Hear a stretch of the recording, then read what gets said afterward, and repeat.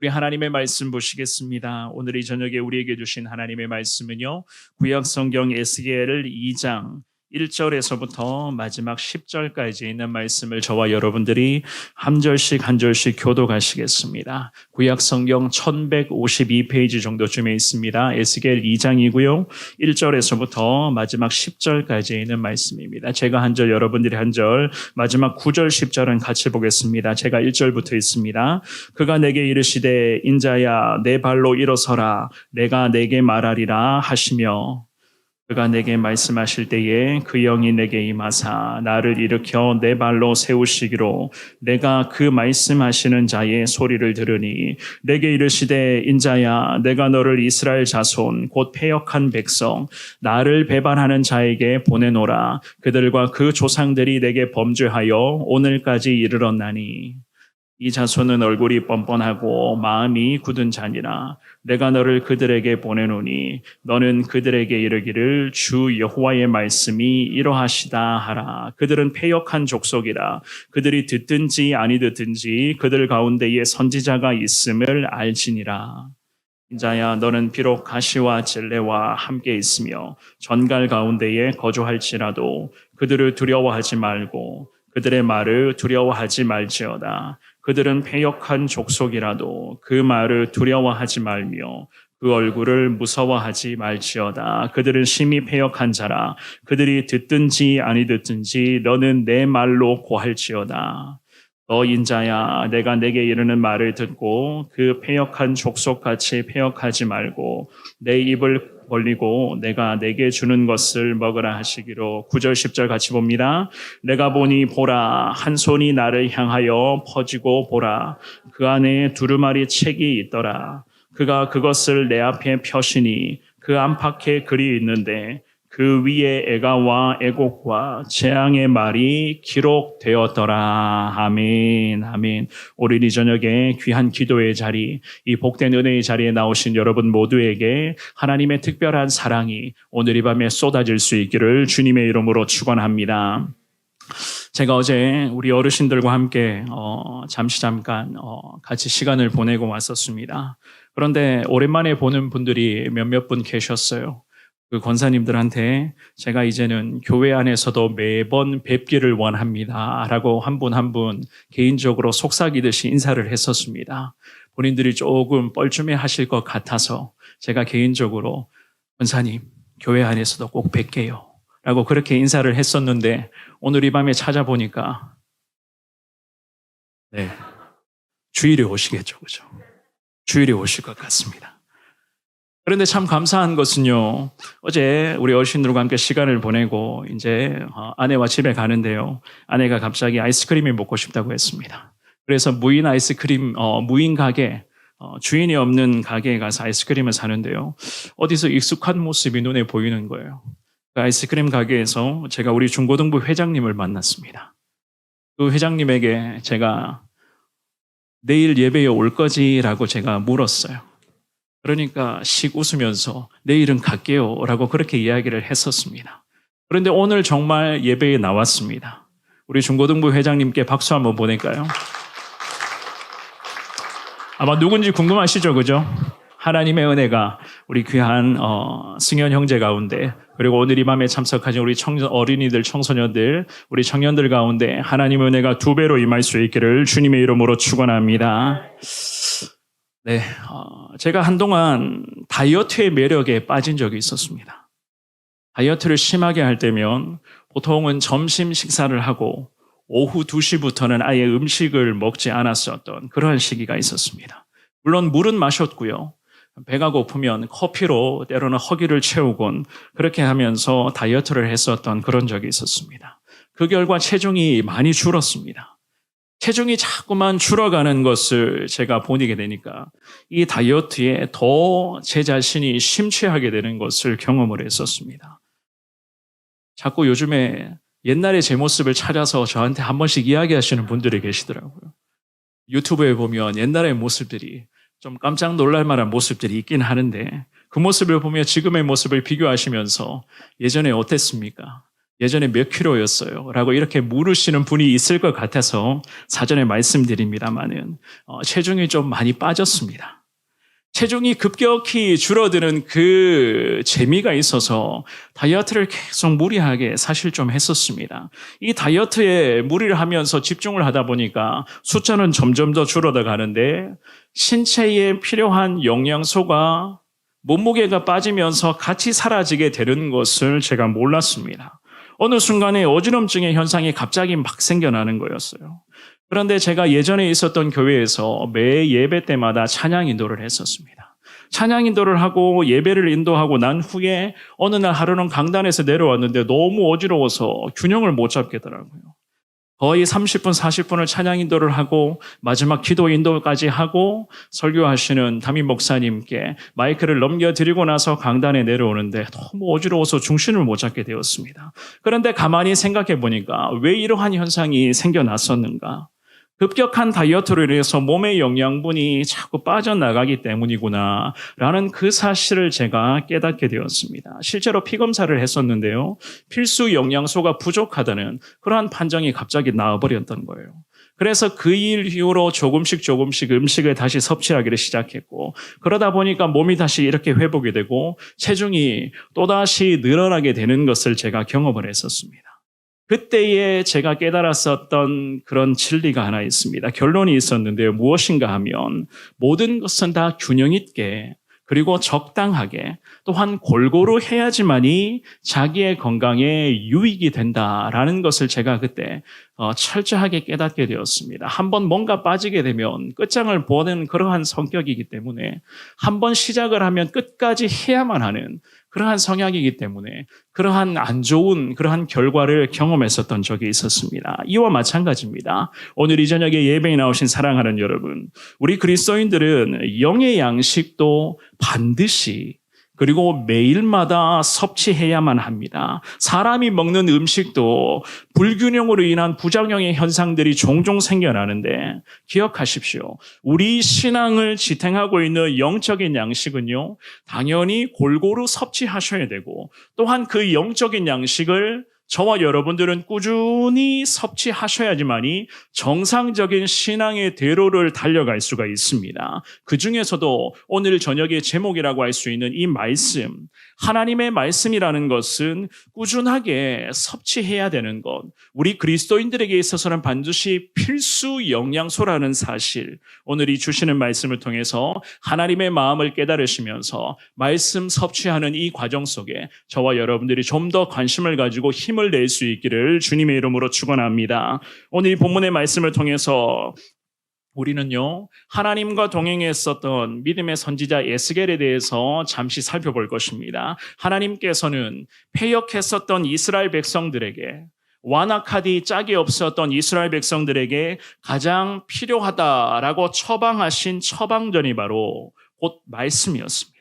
말씀 섭취가 부족했기 때문에 이 본문에서 이 이스라엘 백성들의 영적인 상태가 이 모양이 되었다. 그래서 우리 하나님께서는 말씀의 선지자였던 에스겔을 민족 앞에 주님이 세워주셨습니다. 그러면서 하나님께서는요, 선지자 본인에게도 당부를 하셨어요. 아예 하나님의 말씀을 너부터, 하나님의 말씀을 전해야 되는 너부터 이 말씀을 섭취해야 한다는 것을 말씀을 하셨습니다. 오늘 이 밤에 저와 여러분들에게도 우리 하나님께서는 말씀에 대한 처방을 통해서 영적인 불균형 현상을 주님께서 분명히 고쳐주실 것인데 과연 하나님의 말씀을 우리가 앞으로도 어떻게 섭취해 가야 할 것인가, 말씀을 통해서 그 원리를 깨닫고 왜 말씀 섭취가 중요한 이유를 오늘 본문의 말씀에서 잘 찾아보시는 여러분들이 되시기를 한 번 더 주님의 이름으로 축원합니다. 첫 번째로 말씀 섭취가 중요한 이유, 패역한 죄인이기 때문에 말씀 섭취가 중요하다는 것을 하나님이 가르쳐 주십니다. 패역한 죄인들.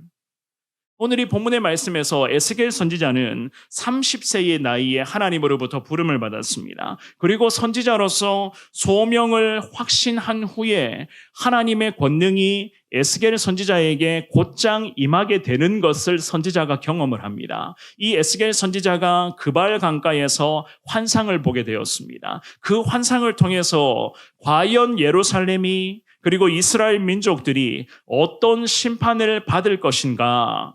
선지자는 하나님께서 보여주신 환상을 통해서 이러한 부분까지 다 깨닫게 되었습니다. 그 내용이 에스겔 1장 말씀에 기록이 되어 있는데요. 그리고 오늘 본문의 2장으로 와서는 에스겔을 선지자로 불러주시는 우리 하나님께서 과연 에스겔 선지자에게 어떤 말씀을 하셨는가? 그리고 그가 이스라엘 이 민족들 앞에서 앞으로 어떠한 역할을 하게 될 것인가를 주님이 명확하게 가르쳐 주십니다. 패역한 이스라엘 백성들에게 선지자 에스겔을 보내시는 우리 하나님께서는요, 두려워하지 말라. 근심하거나 걱정하지 하거나 여러 가지 것들을 염려하지 말고 이스라엘 백성들이 듣든지 안 듣든지 상관하지 말고 하나님의 말씀만을 전해야 된다. 이러한 당부를 주님이 언급을 하셨습니다. 오늘 본문의 2장의 1절 말씀부터 한번 볼까요? 1절의 말씀만 같이 읽어보겠습니다. 시작. 그가 내게 이르시되 인자야 내 발로 일어서라. 내가 내게 말하리라 하시며 아멘. 선지자를 향해서 우리 주님께서는 인자야라고 그렇게 부르셨습니다. 인자라고 하면 곧 전능하신 하나님의 위엄 앞에 연약한 존재인 인간의 그런 모습을 가리키는 그러한 용어였거든요. 그런데 인자라고 하는 이 말은 신약 성경에 보면 예수님 자신을 지칭하실 때에 이 말을 사용하시곤 하셨습니다. 즉 그리스도의 성품을 알려주는 그러한 용어로서도 쓰여지는 단어가 바로 인자라고 하는 그런 말이었는데요. 오늘 이 본문의 말씀에서 하나님께서는 선지자에게 인자야라고 부르시면서 곧장 네 발로 일어날 것을 주님이 명령하셨습니다. 즉 하나님을 향한 경배하는 태도를 갖추라. 지금 그 자리에서 당장 일어나서 하나님의 말씀에 주목하라. 하나님의 말씀을 향해서 경외하는 마음을 갖고 있으라라는 그러한 말씀이었어요. 왜냐하면은 이제부터는 하나님의 명령과 하나님의 뜻을 온전히 수행해야만 하는 그러한 하나님의 타이밍이었기 때문이었습니다. 그만큼 하나님의 입장에서는요, 이스라엘 백성들의 상태가 급했습니다. 왜냐하면 택하여 주신 이스라엘 백성들이었잖아요. 믿음의 백성들, 하나님의 뜻대로 살아가야 할 하나님의 사람들이 자칫 잘못하면 전부가 다 지옥행의 나락으로 빠질 수밖에 없었던 그들의 영적인 상태였습니다. 그래서 우리 주님께서는 급한 만큼 선지자를 막 세워주셨어요. 그리고는 이 에스겔 선지자에게 위대한 주님의 사명을 선포하셨습니다. 2절의 말씀을 같은 목소리로 읽어보겠습니다. 시작. 그가 내게 말씀하실 때에 그 영이 내게 임하사 나를 일으켜 내 발로 세우시기로 내가 그 말씀하시는 자의 소리를 들으니 아멘. 하나님의 영이 말씀과 함께 임하였다. 성경은 그렇게 말씀하죠. 선지자가 하나님으로부터 소명받는 이 귀한 역사, 이 소명의 역사가 하나님의 영이 선지자에게 임하는 것으로 시작이 되고 있었습니다. 하나님의 영이 우리가 지난번에 살펴보았던 예레미야에게도 하나님의 영이 임했습니다. 하나님의 영이 예레미야나 이 에스겔 같은 믿음의 사람들에게 임하는 이유는 이 믿음의 사람들을 통하여 하나님께서는 말씀, 감히 생명을 살리는 하나님의 말씀을 전하시기 위함이었던 것이었습니다. 이스라엘 백성들, 특별히 이 이스라엘 백성들에게는 더 이상 다른 처방이 필요 없는 그러한 상태, 그야말로 말씀이 고갈된 그러한 영적인 바닥을 치는 상태가 바로 이스라엘 백성들의 신앙적인 모습이었습니다. 그래서 우리 하나님께서는 이 본문의 말씀에서도 에스겔 선지자를 급하게 세우시며 먼저는 선지자에게 성령을 보내주셨습니다. 성령을 통해서 패역하디 짝이 없었던 이스라엘 백성들, 너무나 완악했던 이스라엘 백성들을 향해서 우리 하나님께서는 다시금 생명의 말씀을 전해주시기로 주님께서 선지자를 통해서 작정하셨던 것이었습니다.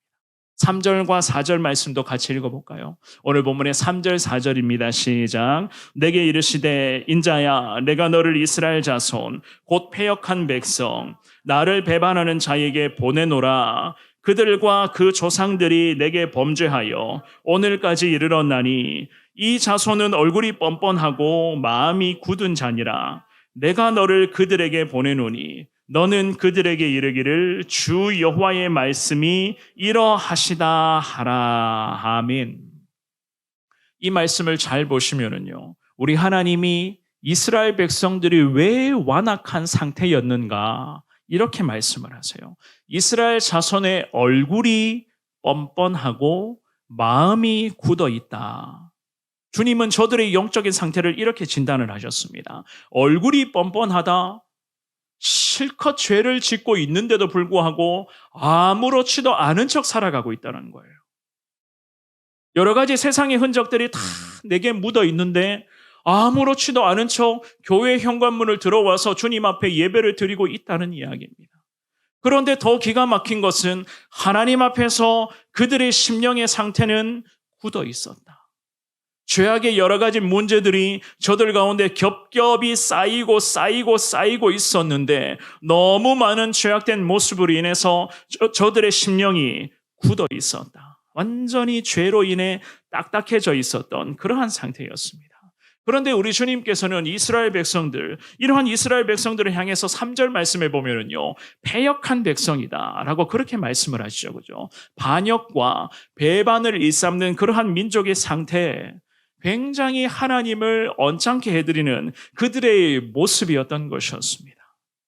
결국 배반과 반역이라는 것은요, 이 말 자체가 상대방을 기분 상하게 만드는 그러한 표현 아니겠습니까? 물론 이 말을 사용하는 입장에서도 그리고 이 말을 듣는 입장에서도 사실 상호간에 거북할 수밖에 없는 말이었어요. 그만큼 우리 하나님께서는 오늘 이 본문의 말씀에서 이스라엘 백성들의 영적인 상태를 심각하다라고 여기고 있었던 것이었습니다. 이스라엘 민족들은요, 사실상 바벨론의 포로 상태였습니다. 그러면서도 죄악을 깨닫지 못하고 여전히 하나님께 대하여 완악한 모습으로 살아가고 있었습니다. 포로로 왜 잡혀갔었는가?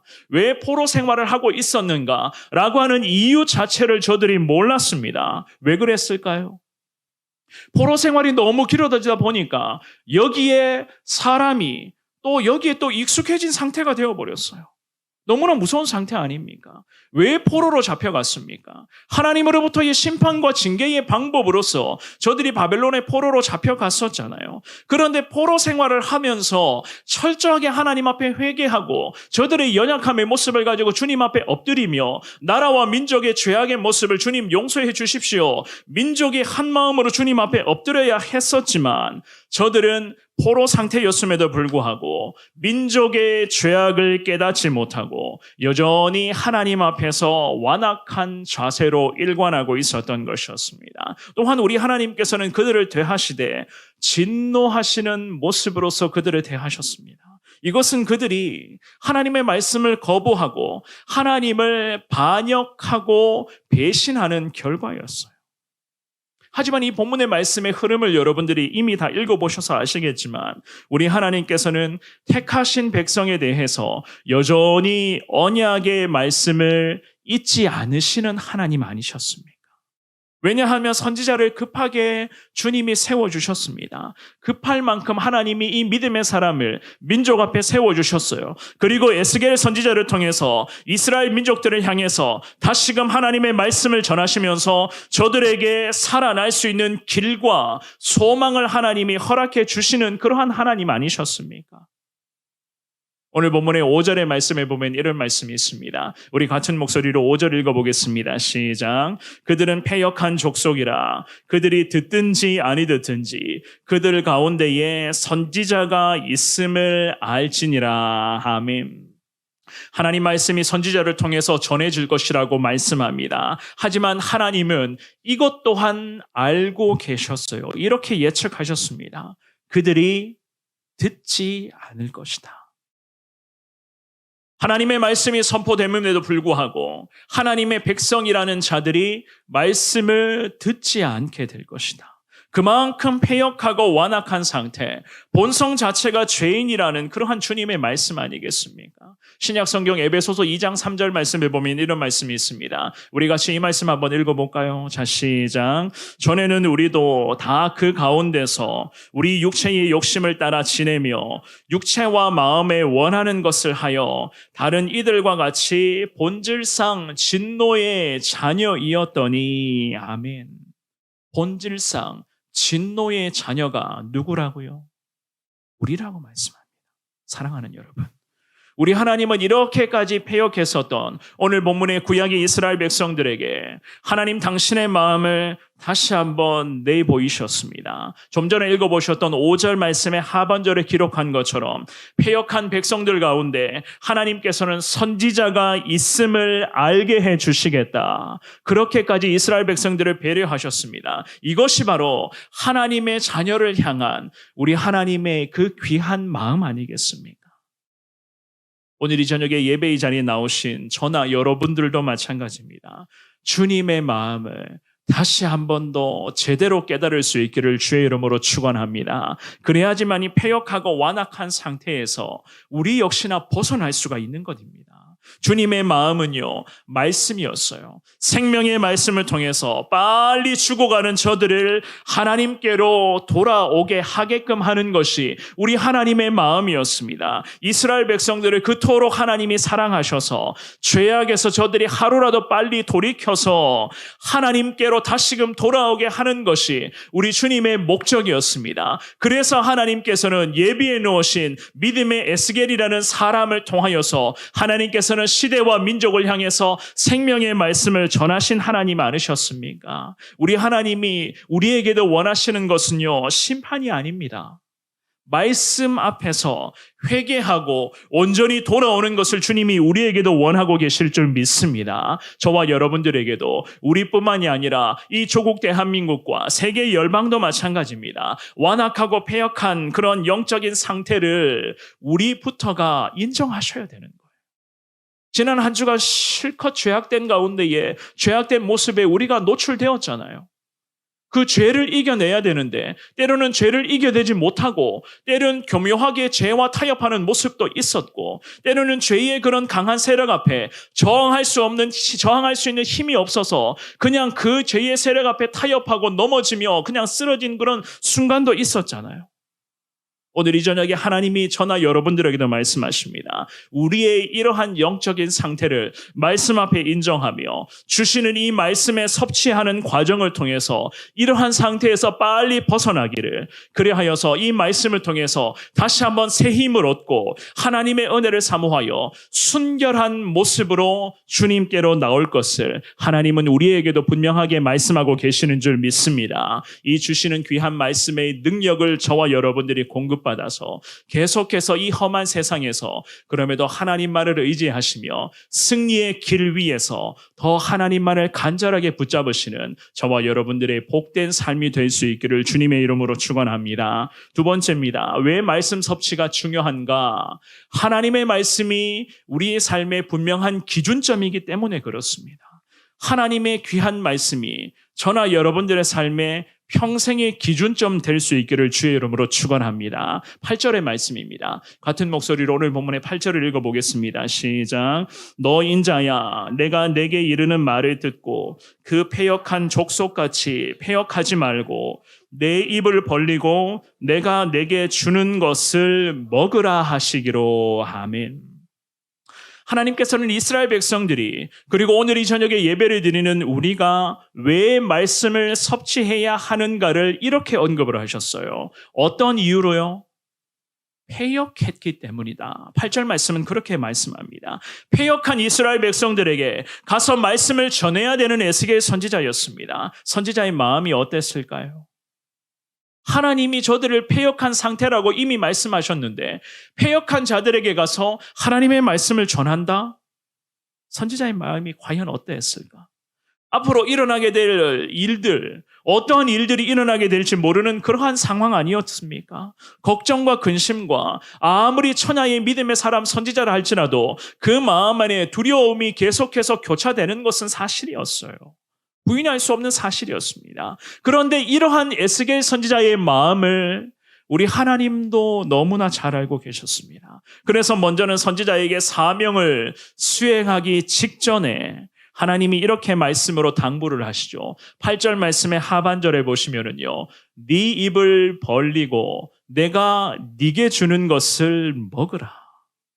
내가 네게 주는 것을 네가 먼저 먹어야 된다. 하나님의 말씀을 영적인 생명 양식으로 흡수하여 이 말씀의 힘을 너부터가 경험을 해야 되고 장차 이 귀한 말씀의 능력을 너를 통해서 이 하나님 말씀의 능력이 백성들에게 나타날 수 있도록 하나님은 선지자부터 은혜를 주시며 이 선지자를 다독이시며 하나님 격려하시며 말씀의 사람으로 주님이 세워주셨던 것이었습니다.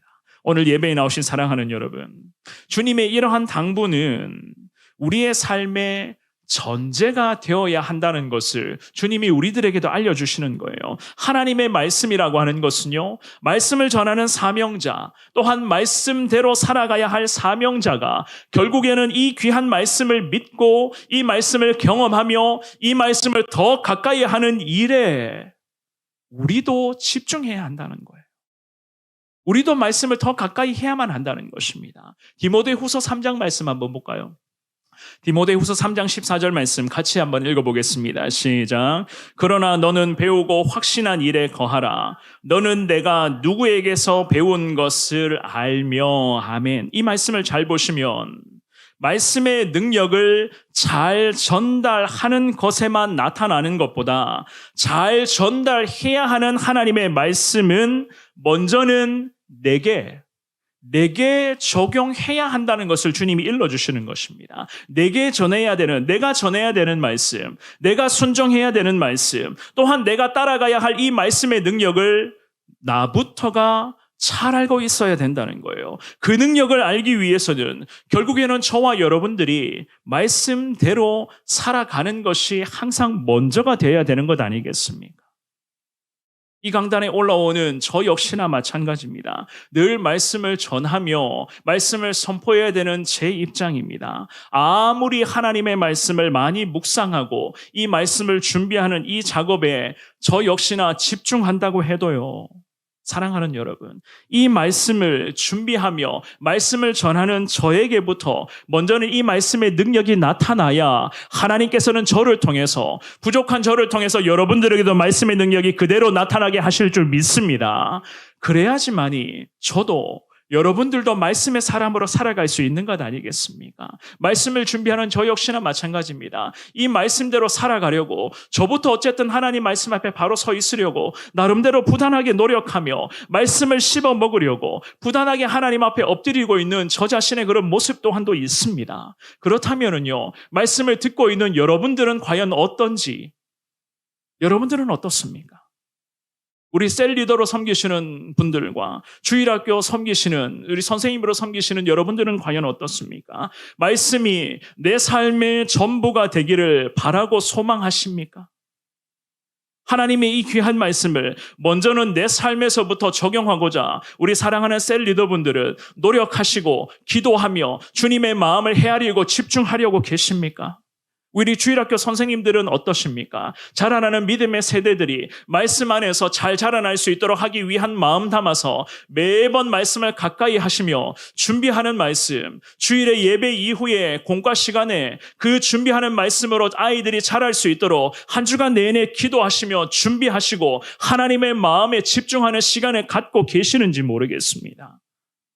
우리 셀 리더분들은 셀 모임을 인도하시는 것도, 주일학교 선생님들은 주일 반 모임을 인도하시는 것도 마찬가지입니다. 말씀에 대한 은혜를 충분히 사모하는 상태를 가지고 그러한 나의 영적인 상태로서 말씀 앞에 달려가고 계시는지, 오늘 이 저녁에 하나님께서는 선지자에게 말씀하셨던 이 당부의 말씀을 저나 여러분들에게도 분명하게 하고 계십니다. 적어도 말씀을 전하는 처지에 서 있다면 먼저는 나부터가 말씀으로 내 삶을 채워가야만 하는 것입니다. 말씀으로 내 삶이 채워질 수 있도록 하나님 앞에 내 모든 것을 내어드려야 한다는 거예요. 왜냐하면은 나 자신을 포함하여 말씀을 듣고 말씀을 배우는 우리 모두는요, 주님 말씀하시잖아요. 완악하고 패역한 죄인이기 때문에 주님은 그렇다는 겁니다. 그래서 우리에게는 하나님의 이러한 말씀의 능력이 너무나 필요하고 이 말씀의 능력을 저와 여러분들이 제대로 경험하기 위해서는 먼저는 내게 이 생명의 말씀을 적용시켜야 되고 나부터가 말씀대로 살아가야만 하는 것 아니겠습니까? 오늘 본문의 9절과 10절 말씀을 같은 목소리로 읽어보겠습니다. 9절과 10절의 말씀입니다. 시작. 내가 보니 보라 한 손이 나를 향하여 펴지고 보라 그 안에 두루마리 책이 있더라. 그가 그것을 내 앞에 펴시니 그 안팎에 글이 있는데 그 위에 애가와 애곡과 재앙의 말이 기록되었더라. 아멘. 이 9절과 10절을 보시면 한 손이 선지자를 향해서 펴졌다. 성경은 그렇게 말씀합니다. 하나님의 권능을 나타내는 상징적인 표현이었어요. 그런데 손이 펴져 있는 모습을 보니 펴진 손 위에 뭐가 있었다고요? 두루마리 책이 놓여 있었다고 성경은 그렇게 말씀합니다. 두루마리라고 하는 것은 당시의 고대 근동 지방에서는 양피지나 파피루스 같은 그런 것 위에 글을 써놓은 그러한 두루마리의 모습을 말씀하고 있거든요. 지난번에 우리가 다루었었던 예레미야 선지자도 마찬가지였습니다. 두루마리 위에 하나님의 말씀을 기록한 바 있었죠. 그죠? 예레미야 36장 말씀에 이런 말씀이 있거든요. 우리 같이 36장 2절의 말씀을 보시면은요. 제가 말씀을 전달을 못했던 것 같아요. 이 말씀을 제가 한번 읽어드릴게요. 예레미야 36장 2절입니다. 너는 두루마리 책을 가져다가 내가 내게 말하던 날, 곧 요시아의 날부터 오늘까지 이스라엘과 유다와 모든 나라에 대하여 내가 내게 일러준 모든 말을 거기에 기록하라. 아멘. 예레미야 선지자에게도 두루마리 책을 하나님이 가져다가 그 두루마리 책을 통해서 주님이 말씀을 하셨습니다. 그런데 이 두루마리에 기록된 내용을 자세히 보면은요, 오늘 본문의 에스겔 9절, 2장 9절 10절에 보시면 두루마리 책에 기록된 내용에 애가 그리고 애곡 또한 재앙의 말이 기록되어 있었다. 성경은 그렇게 말씀하죠. 두루마리에 기록된 말씀은 결국 하나님의 말씀이었던 것이었습니다. 그런데 이러한 하나님의 말씀의 내용이 무엇인가? 애가 애곡, 재앙, 이 모든 것은 하나를 가리키거든요. 무엇이었는가? 하나님의 심판을 의미하는 것이었어요. 저들의 죄에 대한 우리 하나님의 심판. 사랑하는 여러분, 우리 하나님께서는 오늘 본문의 말씀에서 에스겔 선지자를 세워주시며 사명을 감당하기 직전에 먼저는 선지자의 삶이 하나님의 말씀으로 채워질 것을 주님이 명령하셨습니다. 왜냐하면 말씀이 먼저는 우리의 삶을 지배해야 되기 때문에, 즉 하나님의 사명자들은 말씀에 사로잡힌 상태가 되어야 하기 때문에 하나님은 먼저는 선지자에게 말씀 앞에 나아갈 것을 권면하셨던 것이었습니다. 하나님의 말씀, 어떠한 하나님의 말씀이든지 간에 먼저는 말씀의 능력이 말씀을 전하고 말씀을 들어야 되는 내게 이 하나님의 말씀의 능력이 깊이 들어와야지만이 말씀이 지배하는 삶을 우리가 살아가게 될 줄 믿습니다. 하나님께서는 선지자에게 그리고 오늘날의 말씀의 순종함으로 살아가기를 원하는 저와 여러분들에게 주님이 나부터가 말씀에 매달릴 것을 주님이 분명하게 우리에게 원하십니다. 단순히 세상에서 살아갈 때에 축복만을 언급하는 말씀, 고난을 이겨내며 위로만 받고자 하는 그런 말씀으로만 채워가는 것보다, 물론 그 말씀도 중요하겠지만 사랑하는 여러분, 고난에 직접 동참하여 거룩한 주님의 영광을 위한 삶을 살아가야 된다. 이 귀한 말씀을 우리에게도 하고 계시는 줄 믿습니다. 그런데 지금의 이 시대가 여기에 대해서 별 관심이 없어요. 더욱이 교회 안에서도 마찬가지입니다. 이런 부분을 별로 좋아라 하지 않습니다. 듣기 싫어합니다. 자꾸만 말씀에 대한 이야기를 하면은요, 자꾸 거북해하는 그런 모습들이 있습니다. 물론 우리 교회의 이야기는 아닙니다만 그렇다는 이야기. 그래서 우리 하나님께서는요, 선지자에게 오늘 이 저녁에 특별히 예배 드리기를 원하는 우리에게 하나님께서는 심판의 말씀, 복음의 능력을 전하기에 앞서서 내가 먼저는 철저하게 말씀 붙들고 회개하며 하나님의 말씀을 전하기 전에 내게부터 이 말씀을 적용시켜라. 하나님의 말씀을 가르치기 전에 나부터가 이 말씀에 대한 가르침으로 살아가라. 라는 것을 하나님이 우리에게 원하시는 것 아니겠습니까? 나의 삶이 말씀으로 채워진 삶이 되어야지만이 그 말씀의 능력이 우리를 통해서 온전하게 나타나게 될 것을 믿습니다. 나뿐만이 아닙니다. 우리의 가족들, 우리 자녀들도 마찬가지입니다. 우리 교회, 우리 모든 성도들, 또한 우리 교회뿐만이 아니라 한국 교회와 민족과 열방도 마찬가지예요. 결국에는 말씀을 통해서만이 내가 살아날 수가 있고, 말씀이 우리의 가정 가운데 멈추지 말아야지만이 우리의 가족들이 살아날 수가 있고, 말씀이 지배하는 교회가 되어야지만이 하나님께서는 이 마지막 시대에 우리 교회를 또한 말씀으로 충만한 하나님의 교회들을 주님은 사용하여 주실 줄 믿습니다. 결국에는 교회가 살아나야 되는데 교회가 살아나기 위해서는요, 말씀이 교회 가운데 계속 울려 퍼져야 되는 거예요. 말씀에 대한 목소리가 멈추지 말아야 되는 겁니다. 말씀 공부하는 사람들이 많아져야 되는 것이고, 이 말씀을 통해서 살아가고자 노력하는 성도들이 더 많아져야 되는 것입니다. 왜 그럴까요? 이 마지막 시대에 결국 처방전은 하나님의 말씀이기 때문에 하나님의 말씀 외에는 다른 방법이 뭐가 있단 말이겠습니까? 말씀이 무너진 교회들이 얼마나 많이 있습니까? 말씀이 무너진 교회들은 결국에는 이 시대와 민족의 죄를 막아내지를 못한다는 거예요. 영국 교회, 우리가 웨일즈로 가게 될 그 웨일즈와 영국 교회도 마찬가지입니다. 지난 주간에 그 영국의 찰스 3세의 대관식의 모습을 아마 여러분들이 방송 매체를 통해서 다 보셨을 거예요. 그 찰스 3세의 그런 대관식의 모습, 다이아몬드 그런 마차를 타고 버킹엄 군을 나서는 그런 모습들, 그가 썼던 왕관이 기사를 보니까 2.2kg 정도 되었다고 합니다. 그 왕관을 쓰고 대관식을 하기 위해서 며칠 전부터 찰스 3세가 그 무거운 왕관을 쓰고 연습을 많이 했다고 해요. 그 왕관을 보니까 순금과 루비와 사파이어와 보석과 진주, 여러 가지의 화려한 것들이 444개, 숫자도 참 기가 막히죠. 444개의 그런 보석들이 왕관에 다 박혔다고 해요. 그만큼 무거운 왕관을 쓰고 대관식을 치렀습니다. 그런데 대관식의 순서를 자세히 들여다보니까요, 성경 말씀으로 대관식을 잘 준비를 해놓았습니다. 신구약의 여러 성경들을 잘 인용을 했었어요. 그 찰스 3세가 대관식에 이렇게 이야기를 했었죠. 하나님의 이름으로 그분의 본보기로서 나는 섬김받지 않고 섬길 것입니다.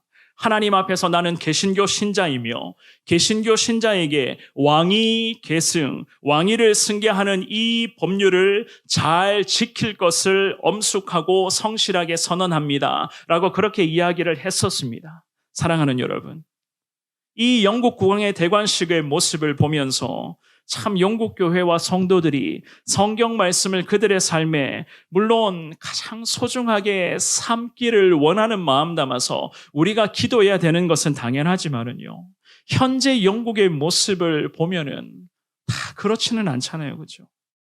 교회가 말씀이 무너지고 복음의 능력이 교회 가운데 사라졌겠습니다.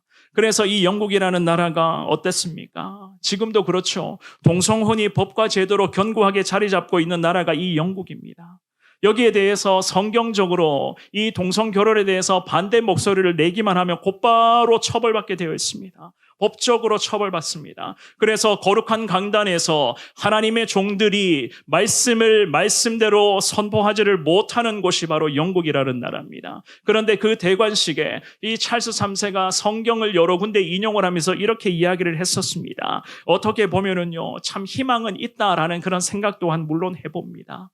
영국을 포함하여 물론 세계 열방 모두가 다 하나님의 말씀의 권위 앞에 순복할 수 있도록 하나님 은혜를 베풀어 주시옵소서. 우리가 그렇게 기도해야 되는 것은 맞지만 이렇게 기도하며 주님 복음 전하며 그 땅에 가서 선교하고 하나님의 이름으로 하나님의 귀한 사랑을 나누기를 원하신다면 사랑하는 여러분, 나부터가 하나님의 말씀 앞에 더 붙들릴 수 있기를 주의 이름으로 축원합니다. 말씀 정리하겠습니다. 우리 성원교회 성도님들 대부분은요, 올 한 해 성경 1독 이상 하는 것을 아마도 주님께 다 약속 다 드리셨을 거예요.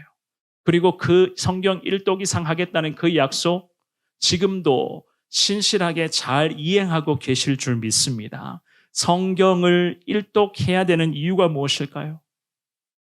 왜 성경을 일독을 해야 될까요?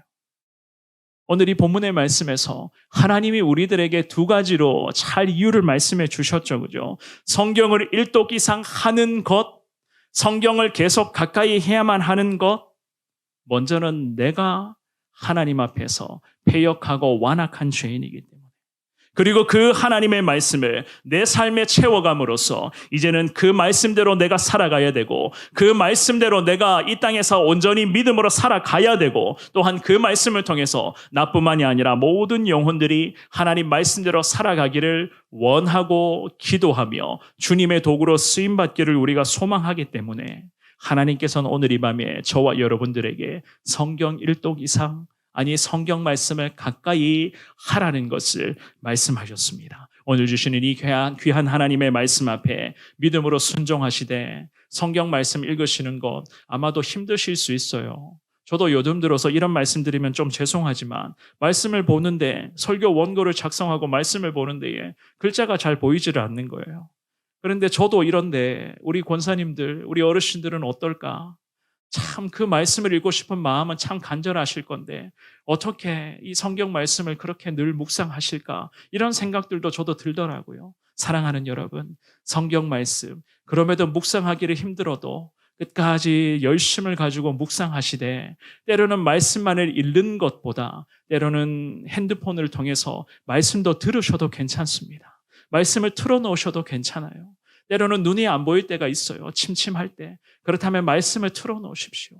하나님께서 우리의 마음을 주님이 기뻐하여 주실 줄 믿습니다. 그 간절한 말씀의 사모함에 주님은 놀라운 은혜를 허락하여 주실 것이고 평생 하나님 말씀의 사람으로 우리를 앞으로도 계속 사용하여 주실 것입니다. 이러한 은혜가 여러분 모두에게 늘 나타날 수 있기를 주님의 이름으로 축원합니다.